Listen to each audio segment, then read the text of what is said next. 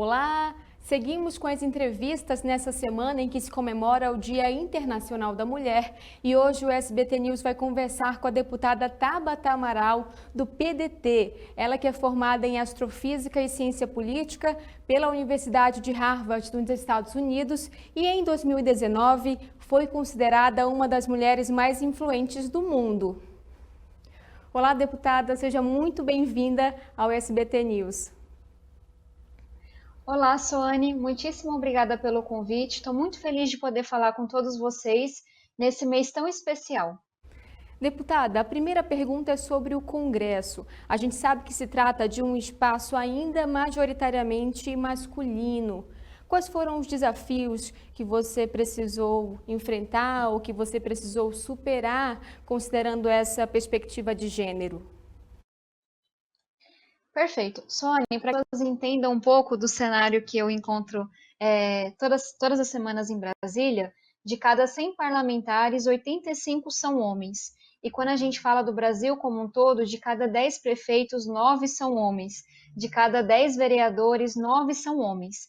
E aí, eu sempre brinco, mas há toda a verdade nisso, que o talento, que a capacidade, que a inteligência, eles são distribuídos sociedade afora, sem olhar se é homem ou mulher, sem olhar onde nasceu. Então, se a gente tem tão poucas mulheres na política, é porque há muitas barreiras no meio do caminho. E aí, vários estudos já mostraram para a gente que mais mulheres na política importa, é importante, faz com que essa política ela esteja mais próxima da sociedade, ela funcione mais para resolver os maiores problemas que afligem especialmente quem mais precisa. E aí, respondendo a sua pergunta, essas barreiras, elas começam desde pequena, quando a gente não se vê em determinadas posições. Venho da periferia de São Paulo e a cada 2 anos a minha experiência com a política, ela se dava porque algum cabo eleitoral vinha querer ou comprar o voto ou pintar o número no muro e obviamente meu pai sempre brigava com essa pessoa, mas não era algo muito inspirador, né? E aí a gente ligava a televisão, via quase sempre só homens, todos muito mais velhos, muito mais ricos, muito parecidos entre si, e a gente via no noticiário que aquelas pessoas não estavam trabalhando para a gente. E eu também nunca aprendi sobre política, o que fazia um vereador na escola. Então, estou contando essa experiência, que eu sei que é de muitos brasileiros, porque a gente não se vê ali na política. Então, mesmo que ninguém tivesse me dito diretamente, política não é para você, foi isso que eu entendi ao longo da minha vida. E se não fosse esse ativismo pela educação, a luta por uma escola pública de qualidade, eu nunca teria entendido que eu precisava estar ali para que essa luta pela educação pudesse de fato acontecer, pudesse continuar. E aí, então, essa é a primeira barreira, é a gente não se ver ali, é a gente imaginar que aquilo não é para a gente. Mas na sequência, nós nos deparamos com barreiras ainda maiores. Nos partidos políticos, a grande esmagadora maioria dos dirigentes são homens que ainda recorrem a candidaturas falsas porque não querem dar esse espaço para as mulheres. Quando eu decidi me candidatar, eu ouvi de muitas pessoas que isso não era para mim, que eu não tinha a menor chance, que eu não teria nenhum voto. E aí, quando a gente finalmente ocupa esse lugar, todos os dias a gente precisa se provar. O paralelo que eu faço, que toda mulher vai entender, é a mesma coisa de quando você diz que gosta de futebol, e eu gosto mesmo, e um homem lhe pergunta se você sabe o que é impedimento.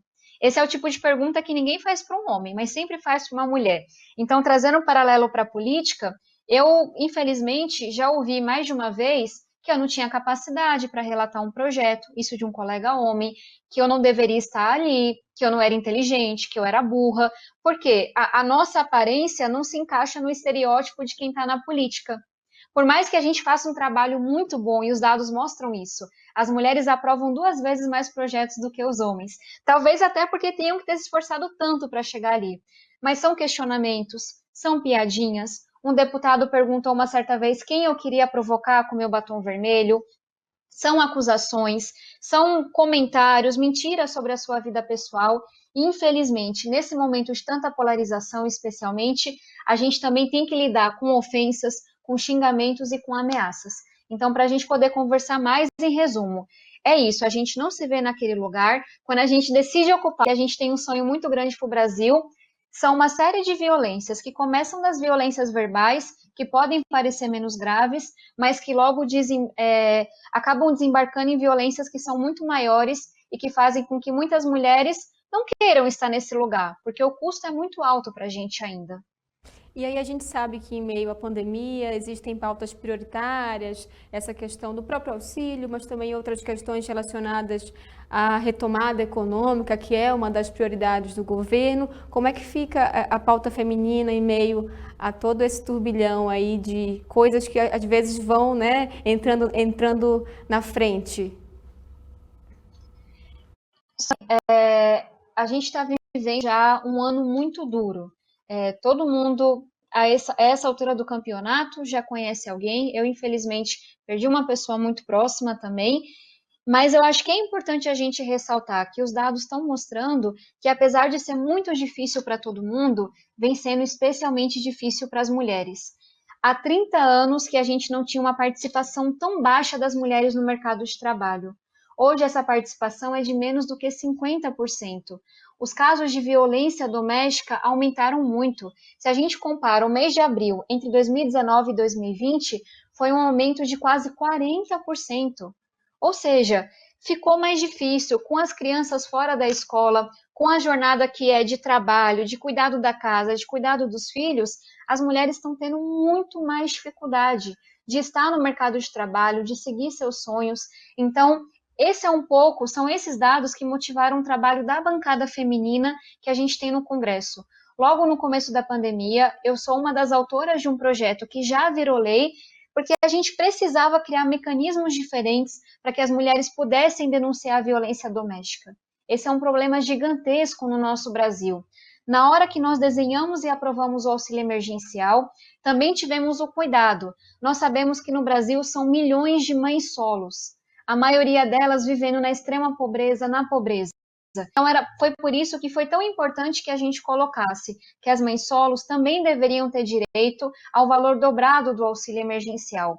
Então, são várias medidas que a gente está apresentando e aprovando nesse momento com toda a bancada feminina unida, porque, de novo, vem sendo um ano muito duro para todo mundo, mas vem sendo especialmente duro para as mulheres. E se a gente não olha para o impacto da pandemia no mercado de trabalho, no desemprego, nos trabalhadores informais, nessas mães que estão exaustas em casas, a gente só vai ver essa desigualdade, essa distância de oportunidades ficando ainda maior entre homens e mulheres.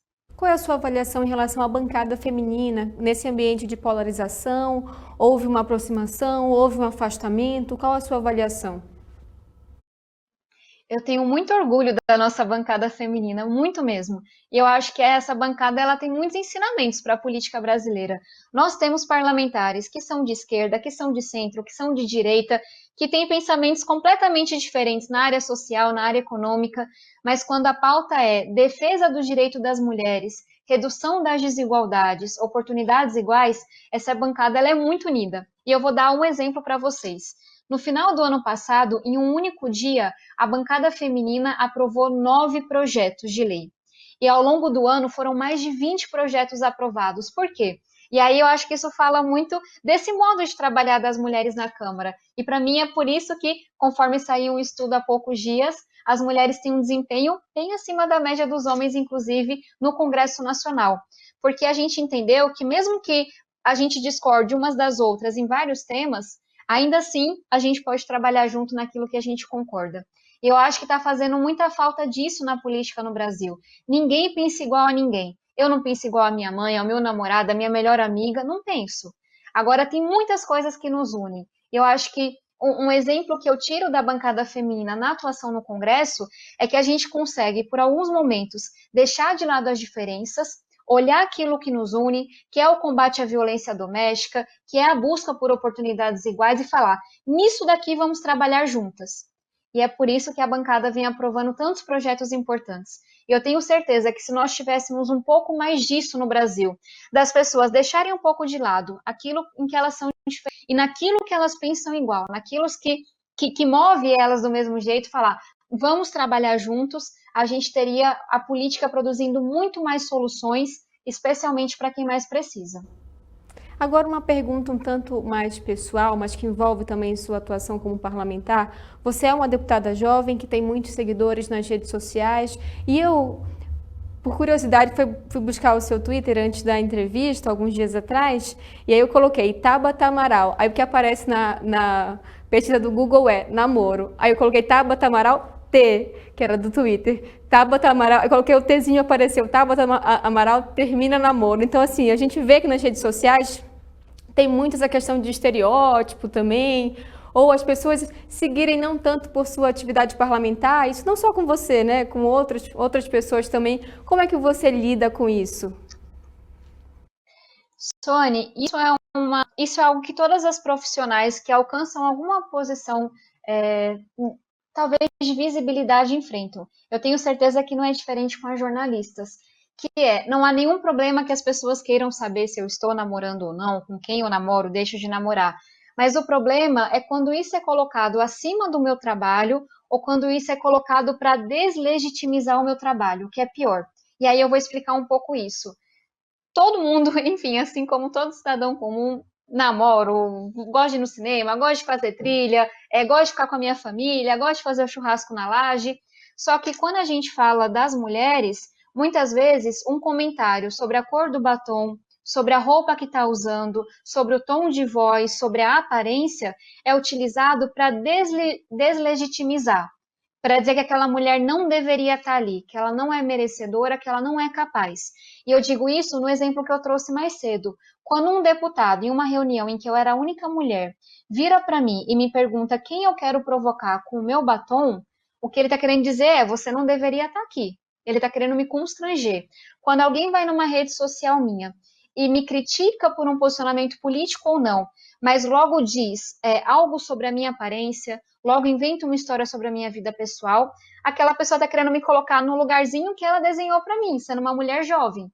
E não naquele que eu ocupei com muito esforço, que é o lugar de uma liderança política, que é o lugar de alguém que tem um sonho gigantesco e que luta por uma escola pública de qualidade. Então, trouxe essa reflexão para dizer que tá tudo bem me perguntarem se eu namoro, tá tudo bem, enfim, fazerem um comentário sobre a minha roupa, desde que seja com respeito, o que nem sempre acontece. O que me incomoda é que isso só acontece com as mulheres. Você não vai ver na rede social de um deputado homem comentários sobre a cor do seu terno, se ele está usando ou não maquiagem, dizendo que ele só chegou ali por causa da aparência dele. Então, é essa a diferença que me incomoda. E por fim, eu queria que você deixasse um recado às mulheres. Que recado você deixa? Eu queria trazer uma mensagem de que as coisas estão mudando. Elas só não estão mudando tão rápido quanto a gente gostaria. Quando as minhas avós nasceram, elas não podiam votar nem serem eleitas. Quando as minhas avós nasceram, elas não podiam trabalhar sem a permissão do marido. E elas lutaram tanto, essa geração de mulheres, que elas entregaram um mundo muito melhor para a gente. Quando a minha mãe nasceu, ela não podia ter cartão de crédito por ser mulher. Ou seja, essas mudanças são muito recentes. E eu sei de todo o preconceito que a minha mãe enfrentou como mãe solteira, inicialmente, como alguém que engravidou e que foi excluída pela família, que foi desamparada pelo meu pai biológico, porque esse mundo ainda é muito machista. Mas eu sei que a geração da minha mãe também lutou muito para que eu pudesse estar aqui, falando com vocês, para que eu pudesse estudar, para que eu pudesse ocupar lugares que não foram desenhados para a gente. Então, diante de tanta violência, de tanto preconceito, a gente às vezes tem até vontade de desanimar, mas a gente não pode, porque a gente tem que honrar essas mulheres todas que lutaram para que a gente pudesse estar aqui hoje, e acho que até mais do que isso, lutar pelas meninas que estão vindo, porque o nosso trabalho diário na Câmara, a importância dessas conversas é justamente para que nossas filhas, e aí de uma forma muito ampla mesmo, para que as meninas que estão nascendo agora, para que elas possam sonhar cada vez mais livremente, para que ninguém diga a elas que elas não podem ser engenheira, astronauta, chefe de cozinha, o que elas quiserem, para que ninguém mais diga a elas que elas só estão ali por causa da aparência, para que elas não tenham medo de andar na rua, para que elas não sejam assediadas no ponto de ônibus, no metrô, para que elas não tenham medo em casa, para que a gente possa finalmente dar um basta à violência doméstica. Então, simbora, minha gente, que estamos avançando, ainda que devagar, e o que a gente tanto trabalha é para que essa mudança chegue mais rápido. É para que as nossas meninas possam receber de nós um mundo muito melhor. assim como nossas mães, nossas avós trabalharam para que pudessem entregar para a gente um mundo muito melhor do que o que elas enfrentaram. Deputada, muito obrigada pela sua participação. A gente agradece muito por você ter participado conosco. E é isso. O prazer foi todo meu. Muitíssimo obrigada pelo convite e que esse mês da mulher, esse mês de março, seja sinônimo não só de celebração das nossas conquistas, que são muitas, mas também de reafirmação dessa nossa luta diária por igualdade de oportunidades e por igualdade de direitos. Sigamos! A gente agradece a entrevista e se você quiser acompanhar as outras que foram exibidas durante a semana, tá tudo aqui no nosso site sbtnews.com.br.